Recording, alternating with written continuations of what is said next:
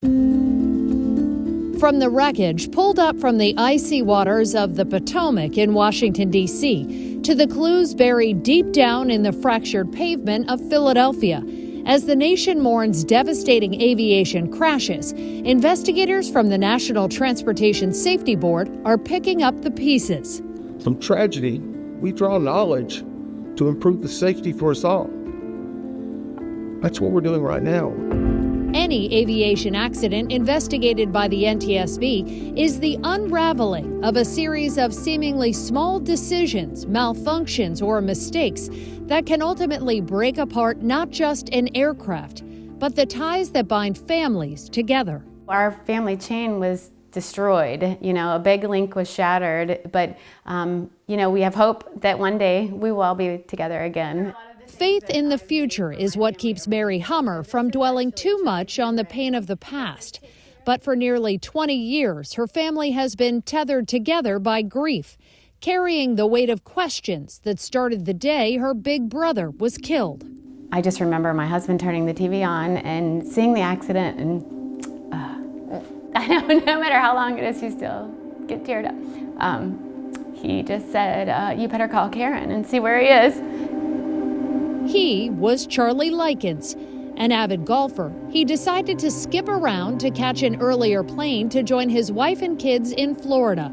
It was a fateful decision that would separate them forever. It was definitely the most tragic thing that's ever, we've had tragedies with friends and family, but it's hard to put into words what it's like having someone in a plane crash. It was the 2006 crash of Comair Flight 5191 in Lexington, Kentucky. West side of the runway was a Comair regional jet taking off. Records show that after attempting takeoff on the wrong runway, one that was too short, the plane ran off the edge. It crashed through the perimeter fence and trees and burst into flames, killing 49 of the 50 people on board. It was the perfect storm of everything that could go wrong. Went wrong, and if any one thing had been different, it probably would have changed the outcome. As with many investigations, the NTSB did issue recommendations designed to improve safety and prevent tragedies. Their work after Comair led to reforms on everything from runway markings to air traffic controller fatigue prevention. But accomplishing that, we found, involved lengthy negotiations between the NTSB and FAA, with recommendations left up in the air, unresolved for years. It's something we've seen again and again in federal aviation records, and a problem experts say continues to this day. With several hundred recommendations open for aviation, you want to do something about it? Adopt the recommendation of the NTSB. You'll save lives. Get off and do something.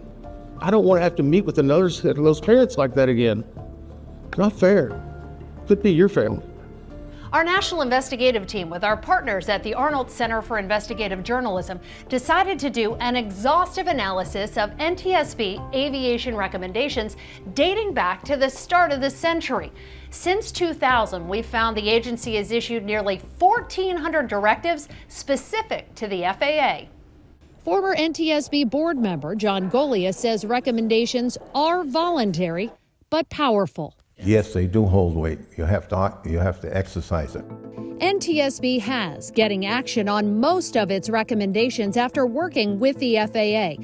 But we discovered about one quarter, more than 350, have been closed without the requested remedies, ranging from making pilot background and training records searchable to be certain they're safe to fly, to requirements that weights on certain aircraft are measured and logged before takeoff. Another nearly 200 recommendations are still open, including one from the Miracle on the Hudson about emergency procedures. Others calling for more oversight of living history flights, helicopter tours, skydiving operations, and hot air balloon rides. Despite the FAA taking actions that it believes address safety concerns, the NTSB has labeled the responses on those recommendations and more than 50 others unacceptable. Why is it that the NTSB is saying, hey guys, we should be doing this, but the FAA isn't implementing those instructions, that guidance that they've given them? Because there's two sets of rules in the government. The NTSB doesn't look at the financial consequences of what we recommend. NTSB is an independent, no oversight. They make the calls, they can recommend anything they want. Those recommendations come to the FAA, but there's a big difference. The FAA wouldn't talk with us despite repeated requests since last year. But as a former FAA administrator, Randy Babbitt knows the distinction well. Those NTSB recommendations landed on his desk, with competing interests impacting solutions as the disasters weighed on his conscience. I get the emotional side of it. You're up close to, right there with the, right heartstrings, the aftermath and the families. I mean, it's horrible. It's absolutely horrible. And it's not for lack of wanting to do it. It's the system that is built to protect it. Sometimes those protections slow you down. Slowed by congressional mandates and priorities, impact studies, and industry input from stakeholders including the airlines, pilot unions, and aircraft manufacturers. But the biggest hurdle, Babbitt says, is cost. It's a factor we found in the correspondence for dozens of NTSB recommendations that haven't been adopted. That's because before it can make any new safety rule, the FAA is legally required to do a cost analysis to prove the benefits of change outweigh the price. I completely understand when people say, well, I don't care what it costs. Well, parts of the government do care, and that's where the conflict comes in. And our team found the back and forth battle can be fought for years, with the NTSB echoing the same concerns even as more deadly accidents occur.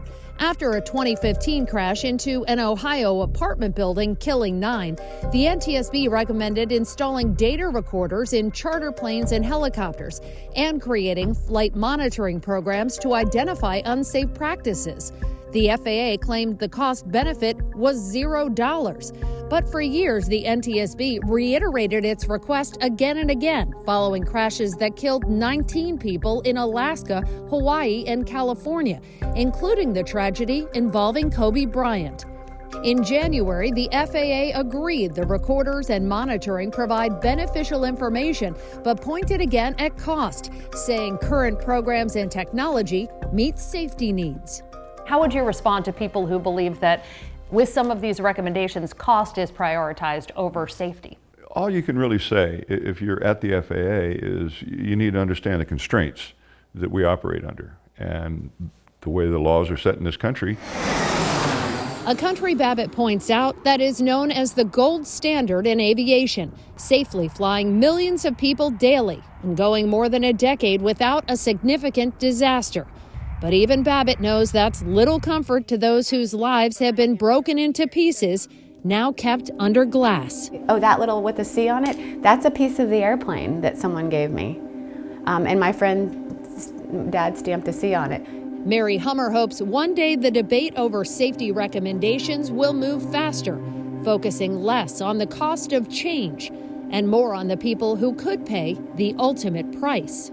I think there's nothing that you can do that's more important than figuring out why it happened and don't let it happen again. You have the opportunity to make a difference and to make changes, and it doesn't seem like it's a moving a mountain kind of change. It's just putting some pressure on to make small changes happen that can make huge results in many, many people's lives.